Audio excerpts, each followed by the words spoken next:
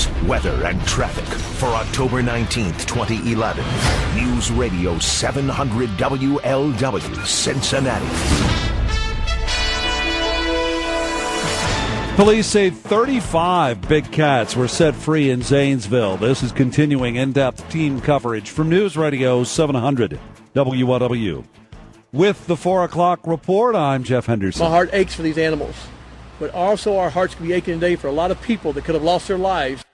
Jack Hanna with the Columbus Zoo as police in Zanesville announced that most of the exotic animals that were freed by their owner have been captured or killed. There were 35 big cats, including tigers, lions, and leopards. Several were captured. We also were able to transport 6 animals to the Columbus Zoo per Jack's crew and their work. One of those was a grizzly bear. There were 3 leopards and 2 monkeys. Sheriff Matt Lutz, at last word, a wolf and a monkey were still on the loose. The sheriff says the owner of the farm, Terry Thompson, took his own life. Here are the big stories you'll be talking about in the big one. It's like Noah's Ark gone bad. A picture sent to us shows multiple tigers and other animal carcasses lining a muddy road in Zanesville. Police say Terry Thompson let 56 of his lions, tigers, bears, and more go free before committing suicide last night. Police have spent all day responding in Muskingum County, all around I-70. The vast majority of the animals have been killed. At last word, a monkey was the only animal still unaccounted for. Schools in the area were closed today to keep children out of danger. The sheriff there says he thinks it's safe for them to reopen tomorrow, and you can see that picture warning it is rather disturbing on 700WLW.com. The most dangerous of the animals have either been taken to the Columbus Zoo or put down by law enforcement officials. Sheriff Matt Lutz. That leaves us with what we believe is only 2 animals that are missing from this farm. One would be the monkey and one would be a wolf. Eric Robinson lives nearby and says the whole situation has been a little scary, but he's never felt like he's been in danger. Been in a car most of the time, and I figured I'm fairly safe so far. Another neighbor said they knew there were dangerous animals at the farm, but had no idea exactly how many. In Zanesville, Matt Britting, News Radio 700 WLW. More than 400 friends, family, and political supporters of Westchester's John Boehner are making the trip from his district to Washington, D.C. today to attend tomorrow's swearing-in ceremony, including Barbara Van Landingham. Words can't put it how we feel. We're just so proud of him. Van Landingham is on one of several charter buses that left for the nation's capital this morning. There will be a reception tonight at the Capitol Hill Club, just a block and a half away from where Boehner will be sworn in as the 61st Speaker of the House at about 1 o'clock on Wednesday, just the second tri-state native to hold that title. Brant Schultz, News Radio 700 WLW. God bless you, Speaker Boehner. There was not only cheering, but also some teasing.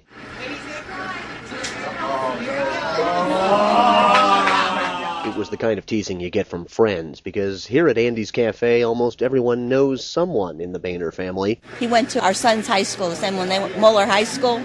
That's just awesome. He's a good family with good morals, and I think he's going to do just wonderful for our country. Ida Gill from Blue Ash came to the bar with her husband to watch the swearing-in ceremony. From Carthage, Bill Reinhart, News Radio 700 WLW. The governor said that people have spoken and that they must listen. He also had a stern message for local governments. We'll work with them to help them overcome their challenges. But let me be clear, there's no bailout coming. There is no bailout because, frankly, there's no money. As for what is next, Governor Kasich says he'll take a breather before determining what course they'll take. At the State House, Matt Britting, News Radio 700 WLW. Good evening. This is the 12:30 report. I'm Barbara Kane. The Fox 19 Storm Track forecast rains end overnight with a partial clearing by sunrise. It'll be breezy and cold, the low 38. Friday becoming partly cloudy, still breezy but milder, the high 52. And for the weekend, sunny but chilly mornings with mild afternoons. It is 42 degrees at your official weather station, News Radio 700 WLW. Here are the big stories you'll be talking about on the big one. This is what democracy looks like. This is what democracy sounds like. The arrests on Occupy Cincinnati protesters at Pyatt Park have now begun. About 15 minutes ago, a very big police presence started surrounding the park as protesters began lining up on the ground, peacefully volunteering to be arrested. We have a reporter live on the scene right now. We will have more information as it becomes available.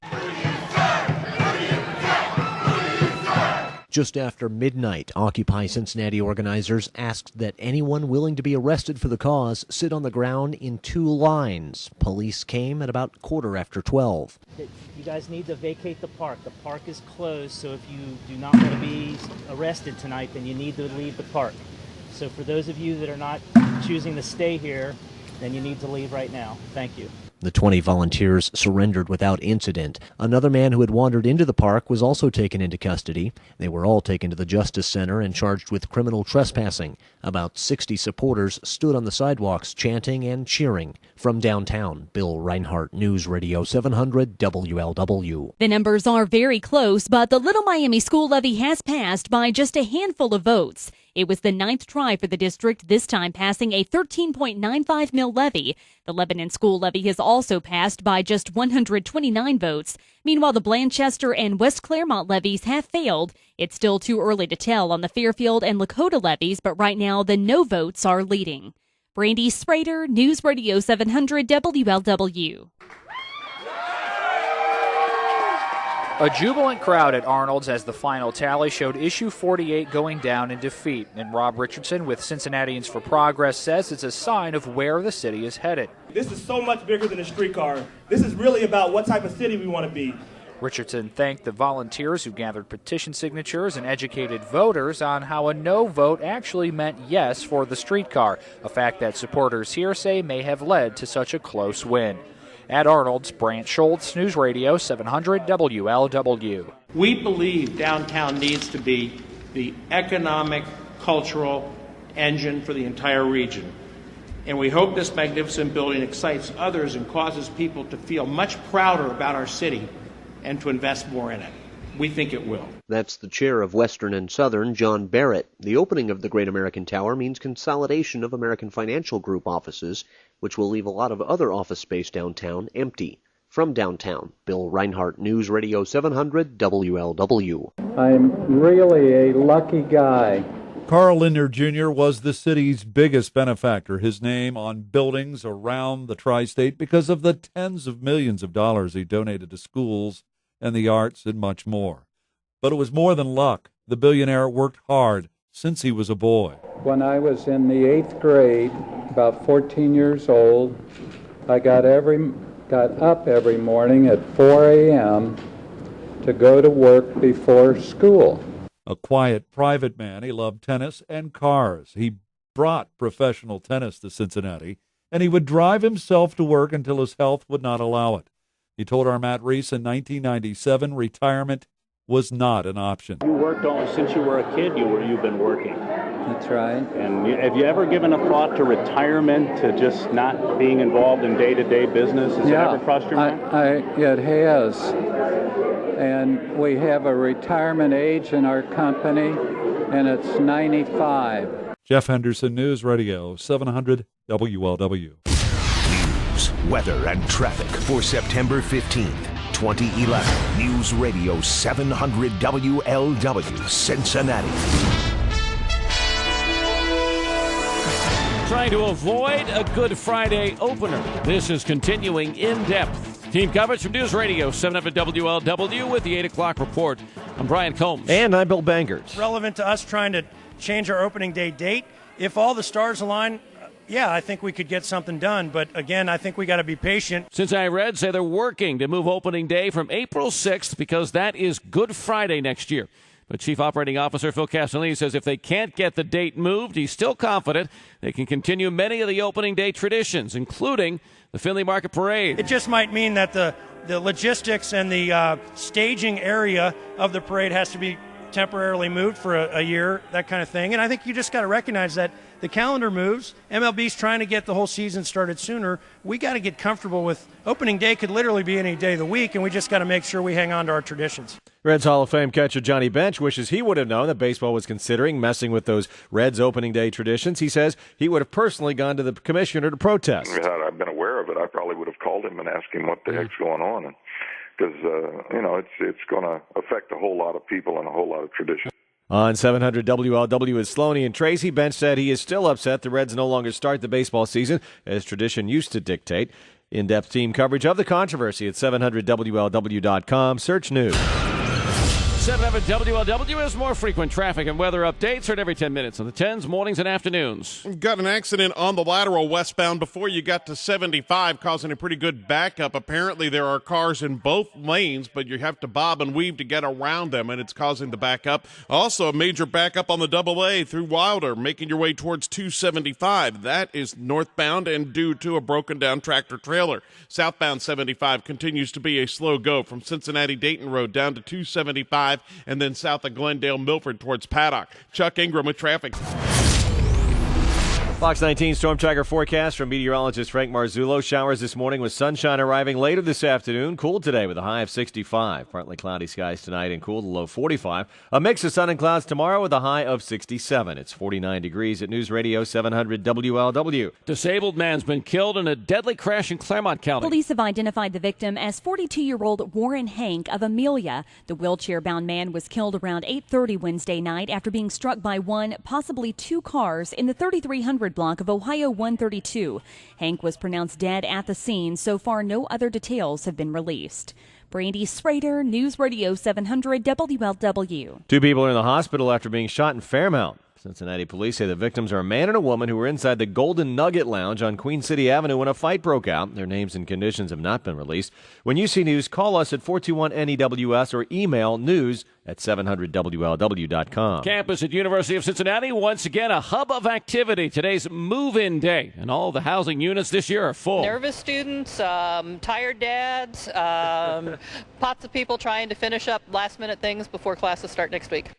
Carolyn Miller's director of enrollment. Enrollment over 40,000 students for the fall at UC. They come from all 50 states and 110 countries around the world. Groundbreaking is today and over the Rhine on a new school. Rothenberg Preparatory Academy is going to get a $16.9 million makeover. The historic building on East Clifton is being renovated. The campus is being expanded. It's part of the project, which is scheduled for completion late next year. It's now a 5-game suspension for Taft High School football coach Mike Martin. New penalties have been handed down against Martin for using a number of ineligible players in his opening game. A former Bengal also is going to have to serve 2 years probation for what the Ohio High School Athletic Association calls a major infraction. OSHA says Taft was informed before the game that 5 players who transferred were not eligible to play, but Martin put them in that game anyway. Never wait for weather. The Fox 19 Storm Tracker forecast on News Radio 700 WLW. Temperatures today getting up to a very chilly, cool, crisp high of only 65 degrees. Our rain shower activity is starting to taper, and we'll decrease those clouds this afternoon. Tonight, we fall on back to 45. Going to be a very chilly night across the tri-state and dry. Tomorrow, a sun-cloud mix Friday, and a high of 67. I'm Fox 19 Storm Tracker meteorologist Frank Marzullo on News Radio 700 WLW. Radar shows the rain now east of the tri-state. Weather service of Jansen Heating and Cooling and Carrier.com. It's 49 degrees at your official weather station. Our next update's at 8:30. With Bill Bangert, I'm Brian Combs. News Radio 700 WLW. News on air. News on demand. 700WLW.com. I feel like, Major League Baseball just slapped us in the face, and I really don't like that. Cincinnati City Councilman Wendell Young on Major League Baseball scheduling opening day against the Marlins for Good Friday, April 6th of next year. Young says it's obvious the league ignored any input from the Reds when setting the date, and it's unlikely anything can be done at the local level to change it. The conflict is now without precedent, though. In 2009, 4 teams, including the Rockies and Brewers, opened the season on Good Friday, drawing criticism from Catholic leaders around the country. At City Hall, Brant Schultz, News Radio 700 WLW. Police say they found Jones shouting cuss words and tried to get him outside to calm him down, but he yanked his arms away and was arrested. I'm not disrespecting nobody, and I got a freedom of speech. I can say whatever I want to say. It's no reason I should have got locked up for whatever they said I got locked up for. Pac-Man is expected to be in court this morning for an arraignment on charges of disorderly conduct and resisting arrest. Even though the lockout continues, the NFL commissioner says the personal conduct policy still holds for all players. Terry Lafferty, News Radio 700 WLW. The Indiana State Police and the Franklin County Sheriff's Department are working together into Monday morning to figure out who killed 5 people near the small town of Metamora. Department's still at the scene. They will be there more than likely throughout the night, trying to still piece this together. 3 men and 2 women have been found dead. A small child was found not too far from the crime scene, wandering alone. A Good Samaritan picked up the child and called police, who found the bodies. We want to make sure that people understand to not be answering the doors, and if they see any suspicious activity, make sure that they contact 911 immediately. From Brookville, Tom Davis, News Radio 700 WLW. About 150 people were on board, most having dinner, when, without their knowledge, they became passengers aboard a floating restaurant that was headed downriver. The waterfront restaurant broke free of its moorings on the Ohio late Friday night. Police and fire crews is still evacuating customers, patrons from the riverfront restaurant off the barge. It broke free a little earlier this evening. No one was hurt when it broke free, and it didn't go all that far downstream. Salvage tugs got to the scene pretty quickly. They were able to anchor it in place. Right now, they've got a gangplank. They are evacuating the remaining customers, but they do expect to be here for several hours until they can permanently anchor this restaurant. From Covington, Bill Reinhart, News Radio 700 WLW. Owner Jeff Ruby, as soon as he got the word, rushed to the scene not knowing what he might find. I wanted to be the last one. I wanted all the guests to come off. I wanted to be on there to talk to the guests to see if they were all okay. When I got here, I knew everybody was safe. And now I want to go on there and just apologize to them. Barbara Kane, News Radio 700 WLW. The National Weather Service has issued a severe thunderstorm warning for southeastern Union County, northern Dearborn County, eastern Franklin County, Butler County, northwestern Hamilton County, southeastern Darke County, western Montgomery County, and Preble County until 6:45 this evening. Radar indicated a severe thunderstorm capable of producing golf ball-size hail, winds up to 60 miles an hour. The storm was located near Mounds State Recreation Area, moving northeast at 50 miles an hour. Locations impacted include Harrison, West College Corner, Ross, Oxford, Forest Park, Fairfield, Hamilton, and Springdale. More coming up at the top of the hour right here on News Radio 700 WLW. Fox 19 Storm Tracker forecast do have a tornado warning in effect. It was just issued a few moments ago for southeastern Fayette, southern Union, and Franklin County. All those counties in southeast Indiana, that tornado warning in effect until 6:15. If you live in Oldenburg, Brookville, Liberty, West College Corner, Hamburg, Buena Vista, Andersonville, Peppertown, Laurel, Metamora, Blooming Grove, and Everton, you should seek cover. A severe storm is moving through your area. If not a tornado, could be baseball-sized hail and very destructive straight-line winds. Once again, that is a tornado warning for southeastern Fayette, southern Union, and Franklin County, Indiana, until 6:15 this evening. Chance for storms throughout the tri-state in effect throughout the evening and overnight. A tornado watch for the entire tri-state until 9 o'clock. The overnight low, only 65 degrees. Looks like a dollhouse. Garrett Hawkins describing his home on Glen Hollow Drive, where the roof was ripped off and most of their belongings now lay scattered in the yard. Across the street, a white car sits on its roof, flipped by the force of the wind that a neighbor's weather station registered at over 90 miles per hour. Hannah Hawkins was in her bedroom when the storm hit. And I was laying in bed, facing the window. I heard a loud crash, and I screamed, and then that's when the insulation all fell on me. And then I ran to my mom's bedroom. The wind must have been really strong because our door wouldn't open, and then that's when I realized that it was raining. Everyone in the family escaped without injury and are planning to rent a home while they rebuild. In Liberty Township, Brant Schultz, News Radio 700 WLW. I experienced just hail, a lot of wind, and just kind of a very scary situation. In 20 years on the fire department, I've really not experienced anything quite like this. Greensburg's fire chief Scott Chasteen says the damage was scattered, and it varied from trees and wires down to hangar roofs blown off at the airport. There was masonry and roof damage on 2 downtown buildings. The hail was very severe. A couple of different spots around town, I actually saw hail probably the size of my fist. Chasteen says they got plenty of warning. He hopes that's why there were few injuries and they were only minor. From Greensburg, Bill Reinhart, News Radio 700 WLW. Pop-up storms blasted parts of the tri-state Friday, affecting farmers like Ron Holmeyer in western Hamilton County. I'm in the orchard business. We were wiped out this afternoon at 12 o'clock or 12:30. We had extreme hail, 20 minutes of hail and 50-mile-an-hour winds probably. Storms that arrived in the evening brought wind gusts of more than 60 miles per hour, along with large hail in northern Kentucky. Lightning hit several buildings, sparking a house fire in College Hill, and the heavy rain contributed to a crash that shut down I-75 near Crittenden for hours.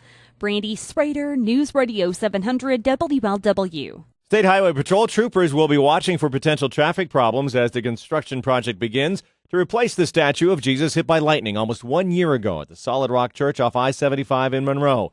The previous statue, showing Jesus with his arms outstretched, was hit by lightning, which set off a spectacular fire. This one will be about the same size, but will be of a full body of Jesus standing with his arms more out to the side. The Come Unto Me statue is expected to be finished by the end of the year. Bill Bangert, News Radio 700 WLW. Did you notice? Ohio, specifically Cincinnati, is completely left out of the credits. The closing credits say the Ides of March was filmed on location in Michigan. Michigan? The movie prominently displays Cincinnati area landmarks like Fountain Square, Xavier University, and even Miami University and Oxford. Since when did they move to Michigan? In the film, Clooney plays a presidential candidate involved in a drama on the eve of the Ohio Democratic primary. How did they omit that? Producer Grant Heslov says forgetting to credit Cincinnati and Ohio was a mistake that, quote, slipped through the cracks. He says it will be corrected for the DVD version of the movie. Barbara Kane, News Radio 700 WLW. Diana Fry pleaded guilty to embezzling $750,000 in September from a union that she founded, but she was allowed to go free until her sentencing. Over the weekend, she was arrested by U.S. Marshals on pretrial violations. She was supposed to go in front of a federal judge today to decide whether or not she would be released until her sentencing, but instead, there was no hearing. Diana Fry will remain in jail. Tom Davis, News Radio 700 WLW. Before sentencing, Ryan Widmer was allowed to address the court. Just like in the first trial when he was convicted, Widmer denied killing his wife, Sarah. All I want is an answer. They have not given me that chance. We've had to hire doctors to try and figure out what happened to her, been depleted of money, and this just keeps going on and on because 12 hours after she's died, I'm charged with murder. I mean, I don't have anything other to say than this is just not right, not right. The mandatory sentence for murder is 15 years to life. Widmer will have the time he spent in prison after the first trial applied to this sentence. From outside the Warren County Courthouse, Bill Reinhart, News Radio 700 WLW. And what happens after you start kissing? We started kissing, and then we made our way to the bed.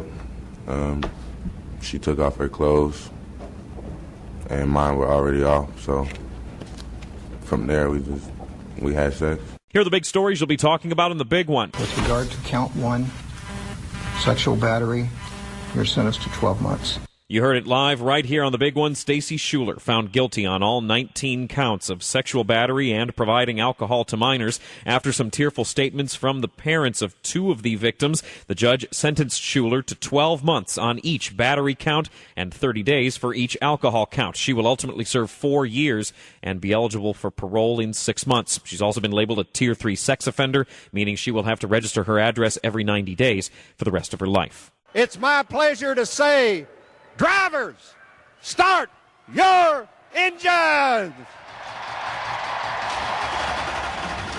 Governor Steve Beshear giving the command at the first ever Sprint Cup Series race at the Kentucky Speedway on Saturday night, a race years in the making, and it's clear that there are still quite a few kinks to work out. Chief among them, how to get into the track. Even track owner Bruton Smith is unhappy with I-71. That is really a disgrace to the great state of Kentucky to have such a lousy piece of interstate, and that's Fed funds. We're not talking about spending Kentucky money. The backups stretched for 20 miles in each direction at the peak of the congestion, with thousands of race fans missing the start, some missing more than half the race, and at least a few skipping the entire event. Brant Schultz, News Radio 700 WLW.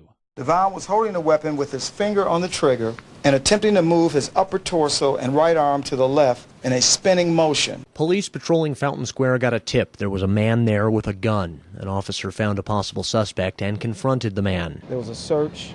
The officer felt a hard object. At that point, the suspect became very aggressive. There was a struggle. During that struggle, the officer saw a weapon, backed away from the suspect. What we know now was pointing the weapon in the direction of the officer, and the officer fired a couple of rounds, striking the suspect. Chief James Craig says that suspect was hit twice and taken to the hospital. The names of the suspect and the officer have not been released. Police plan to have a press conference sometime Sunday. From downtown, Bill Reinhart, News Radio 700 WLW. 8 cameras captured the images of a struggle between police officer Oscar Cyranak and 16-year-old Devon Mullins. It was during the struggle Cyranak confirmed his suspicions that Mullins had a gun. Devon was holding the weapon with his finger on the trigger and attempting to move his upper torso and right arm to the left in a spinning motion. Chief James Craig said the officer had little choice but to shoot Mullins. Craig said it all began when police got a call about people throwing guns over a fence blocks away at the Black family reunion. Police followed suspects to Fountain Square, where the confrontation occurred. Terry Lafferty, News Radio 700 WLW. I want to emphasize that downtown Cincinnati is safe. We, of course, are doing all that we can do to conduct the proper investigation here to find out exactly what happened and why. Cincinnati Mayor Mark Mallory says Saturday's shooting at Fountain Square was an isolated incident that could have happened anywhere. Police have identified the 16-year-old who was killed in the shooting as Devon Mullins. Chief James Craig says Mullins pulled a handgun and pointed it at a police officer during a pat-down. Craig says the officer fired 2 shots in defense, wounding Mullins. That officer was not hurt. Jordan Rowe, News Radio 700 WLW. After visiting the intersection where Sergeant Brian Dooley lost his life, jurors heard opening arguments from prosecutor David Fornshell. The state is confident that we will be able to prove to you, beyond a reasonable doubt, that the defendant, Marcus Israel, is guilty for the murder of Sergeant Brian Dooley. Fornshell says Israel operated a stolen car at speeds where he knew someone could be hurt or killed, something defense attorney Clyde Bennett refutes. He says Israel was simply trying to get away from police. At the Warren County Courthouse, Brant Schultz, News Radio 700 WLW. More than 40 tons of ice and over 200 sculptures. Hamilton's Ice Fest returns next weekend for the first time since 2008. The free event features champion ice sculptors, speed carving demonstrations, and a special nighttime display. We'll be turning on what we call our Technicolor Ice Walk, and all of the sculptures, 130 sculptures, will be illuminated by floodlights. Tim Knabb is the president of Hamilton City of Sculpture. The event kicks off next Friday with sculptures on display along High Street from Front Street to Martin Luther King Jr. Boulevard. Brandy Sprader, News Radio 700 WLW. I was just in Columbus a little while ago, and I figured I couldn't get away with not giving Cincinnati a little bit of love. A welcoming crowd for the president speaking in front of the main bridge linking Ohio to Kentucky that needs billions of dollars to be replaced. But he says that will only happen if people call their representatives in Congress and demand his Jobs Act be passed. Laura Crowley of Cincinnati says she will do just that. I probably will because I've been out of work for a while, and it's really frustrating. And when I see people like Boehner on TV just seeming so un-American and just wanting to work against people, it's really frustrating. So it's really good to hear President Obama come and just say that he's working for the people. The president's speech was short and to the point, and he admitted that placing his podium in the backyards of the 2 most powerful Republicans, Senator Mitch McConnell and Congressman John Boehner, was no accident. Brant Schultz, News Radio 700 WLW. It's easy to get confused when hearing John Carter's explanation. He told Nancy Grace that he passed a lie detector test, but in a follow-up interview, he said he would take a polygraph if asked. Carter says his original test was a voice analysis test, which is a type of lie detection, that Nancy Grace did not give him enough time to explain that on the air. Caitlin Markham has been missing for 3 weeks. Tom Davis, News Radio 700 WLW. It's the first time any elected leader's been featured on the show. Cincinnati's Mayor Mark Mallory putting on a fat suit, dreadlocks, and a goatee to appear on Undercover Boss. CBS TV crews followed him around the city as he went to work changing the oil on city vehicles, writing parking tickets, and picking up roadkill. There are some city employees that do some really tough and nasty and dirty work. Mm-hmm. And that's one of the jobs out there, is going around our city, which is 77 square miles, picking up dead animals. Mallory told our Jim Scott that he loved the experience, and he says he's never been prouder of city employees. Undercover Boss airs tonight at 9 on CBS. Brian Combs, News Radio 700 WLW. Protesters will be out in Washington Park this afternoon putting on what they describe as a theatrical protest over a lack of public restrooms while the park is undergoing a renovation. The Everyone's Gotta Go street theater protest scheduled for 5:15 on Ray Street across the street from the 3CDC office. Homeless advocates say the developer promised to make portable toilets available during the renovation, but decided against it. The protest will include a toilet as a prop and a reading from a book titled Everyone Poops. Bill Bangert, News Radio 700, WLW. With fans already making their way downtown and the excitement building, if you're having some opening day jealousy, it's not too late to find tickets to the game. We have tickets as low as $49 to get into Reds opening day at 333 seat. We could put you in the lower level at $74 and put you by the bases at $87. And that sun's getting ready to pop out right now, so it's going to be a big day at the ballpark. That's Jeff McDonald with 333 seat. Brandy Schrader, News Radio 700 WLW. Good evening, Cincinnati! Hours before the gates opened, fans were milling about outside Great American Ballpark listening to the sound check. For Ellen Nowak, it's a dream come true. I'm finally getting to see Paul McCartney. I've wanted to see him since I was 9 years old, and it's kind of like fulfilling a dream or completing the circle. Like I've always wanted to see the Beatles, and it's not possible, but this is as close as I can get, and I was always supposed to marry Paul, in the day. This is her first time seeing Paul McCartney in concert. She says when the tickets came in the mail, she cried. From the banks, Bill Reinhart, News Radio 700 WLW. Cincinnati police officers in critical condition after being injured in an accident while off duty on his way to work this morning. Sergeant Ron Shaper was heading inbound on Columbia Parkway between Delta and Taft when his car was hit head-on by an SUV that went left of center. His car was so badly damaged he had to be cut out of it, process that took about 20 minutes. The driver of the SUV, as well as the drivers of two other SUVs involved in the accident, suffering just minor injuries. Cincinnati police are asking anyone that saw the accident, call their traffic division at 352-2514. Bill Bangert, News Radio 700 WLW. Investigators say two fishermen have spotted the body in the middle of the river about 300 yards west of the Brent Spence Bridge. The man was struck by a vehicle and thrown from the bridge after getting out of his broken-down SUV to look under the hood. Boats have been in the water, and the Coast Guard is assisting in the investigation. No names have been released. Police are only saying the victim is an African-American male. Brandy Schrader, News Radio 700 WLW. The baby giraffe broke her leg on May 19th at the Cincinnati Zoo. Since that time, veterinarians worked tirelessly casting, examining, and recasting Zuri's leg, but the vets determined that further damage had been done and the fracture was not healing as expected, ending any hope for recovery. Terry Lafferty, News Radio 700 WLW. Just before Xavier won 76-53 over UC at the Cintas Center, someone said something that caused a shove and then a punch and then a brawl that cleared both benches. Stu Holloway standing on top of the scorer's table, taunting the Bearcats at the moment. Dan Horde setting the scene on 700 WLW, and when it was all said and done, the game ended 9 seconds early, called by the officials that Bearcats coach Mick Cronin says could have stopped the problem early after Musketeer players harassed his team throughout the game. I saw it, tried to call timeout, but I had repeatedly asked the officials to stop it. That being said, there's no excuse for any of it.